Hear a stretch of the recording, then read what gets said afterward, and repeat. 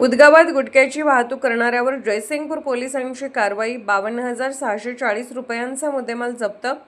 महाराष्ट्रात प्रतिबंधित असलेल्या सुगंधी तंबाखू, पान मसाला व गुटख्याची विक्री करण्याच्या उद्देशाने वाहतूक करणाऱ्या एका व्यक्तीवर जयसिंगपूर पोलिसांनी कारवाई केली.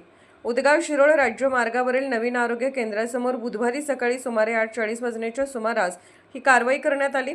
या कारवाईत प्रतिबंधित गुटख्यासह हिरो कंपनीची मोपेड असा एकूण 52,640 रुपयांचा मुद्देमाल जप्त करण्यात आला. पोलिसांनी दिलेल्या माहितीनुसार लुकमान समशेर गवंडी वय 54 राहणार गवंडीमळा, मौजे आगर, तालुका शिरोळ हा मोपेडवरून प्रतिबंधित गुटख्याची वाहतूक करताना आढळून आला.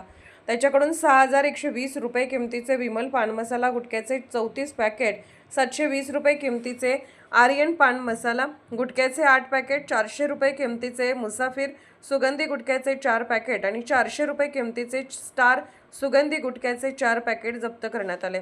याशिवाय गुटख्याची वाहतूक करण्यासाठी वापरलेली हिरो कंपनीची प्लेझर मोपेड किंमत 45,000 रुपये पोलिसांनी ताब्यात घेतली. असा एकूण 52,640 रुपयांचा मुद्देमाल जप्त करण्यात आला.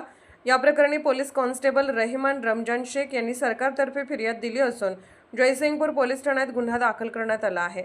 SK news Jaysingpur.